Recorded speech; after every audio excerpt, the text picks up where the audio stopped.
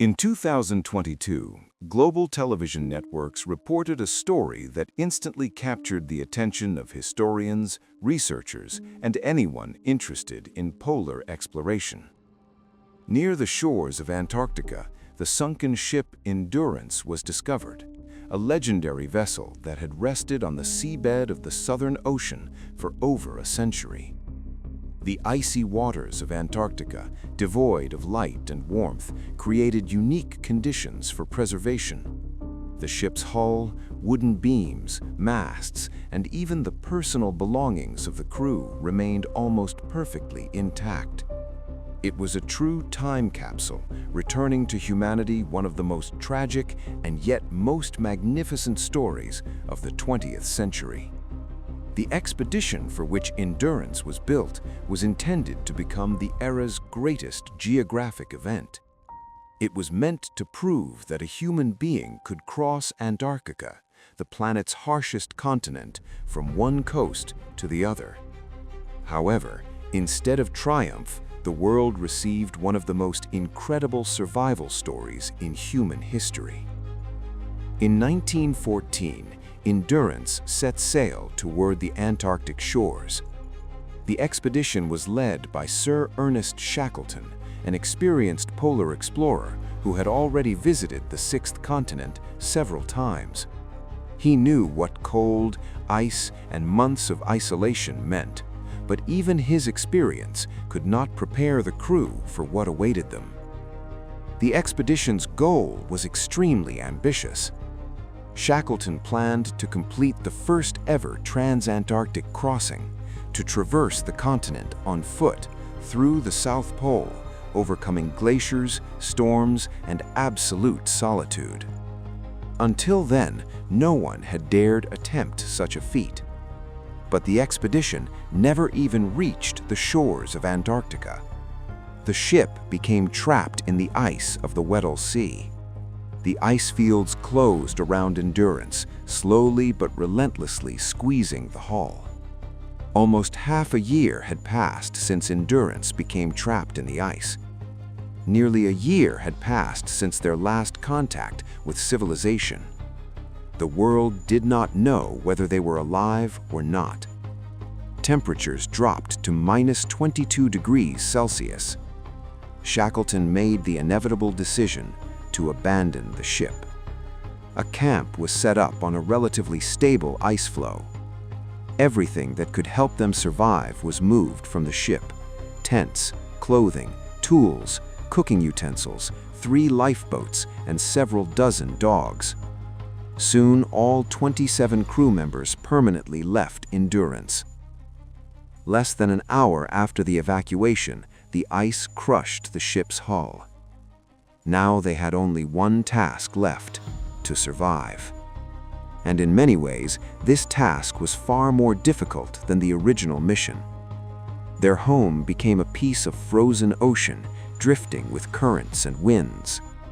Shackleton hoped that with the arrival of summer, the ice would begin moving northwest toward land. This would give them a chance to reach open water and head to shore in boats. But a far darker scenario was also possible. The ice could remain almost motionless. This would mean another winter on the floe, in darkness, cold, and dwindling supplies. Shackleton believed that the greatest enemy of polar expeditions was not the cold or the ice, but the loss of morale. So he established a strict routine. Each day followed a clear order. Everyone knew their role. Morning began with breakfast. They cleaned their teeth with snow. They ate seal meat and only occasionally canned food. After that, some went hunting, others cared for the dogs, others checked the boats. In the evening, tea, conversations, and card games. Meteorologist Hassie played the banjo, music that for a few minutes returned people to a normal world. Weeks passed like this, but morale remained relatively stable until the end of 1915. That was when Endurance finally disappeared beneath the water. and with it vanished the illusion of returning to normal life. The ice drifted, but it did not break apart. Supplies dwindled. Eventually, a harsh decision had to be made. The dogs were killed, as there was no food left for them. In spring of 1916, the situation became critical. The ice floe cracked and shrank. Waiting any longer meant certain death. On April 9th, Shackleton ordered the lifeboats to be launched. The next days tested human endurance to the limit. The men rode among the ice, sleeping on floes or directly on the water, constantly wet and frostbitten. For 2 days they went without a single drop of fresh water. Yet they managed to reach a narrow strip of land near Elephant Island. For the first time in almost a year and a half, they felt solid ground beneath their feet. But the joy was premature. This place was unsuitable for long-term survival, so Shackleton made a decisive choice. He decided to seek help alone. 6 men in a small wooden boat set course for South Georgia Island, more than 1,000 kilometers across one of the most dangerous ocean regions on the planet. It was a desperate move. Storms, waves, constant water in the boat, cold and exhaustion, navigation almost by instinct. Their only chance was experience and endurance. After several weeks, they reached South Georgia, but landed on the opposite side of the island. To reach the whaling station, Shackleton had to traverse the island on foot for the first time in history, crossing mountains and glaciers. This crossing was considered impossible. Yet Shackleton, Worsley, and Crean did it. Rescue attempts for the remaining crew began soon after.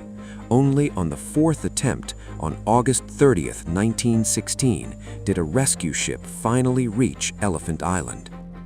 All 22 men were saved. Not a single expedition member died. When they returned to civilization, they learned that the world had barely noticed their rescue. The First World War was raging. Only later did the story of endurance become a symbol of human resilience, leadership, and an unbreakable will to live.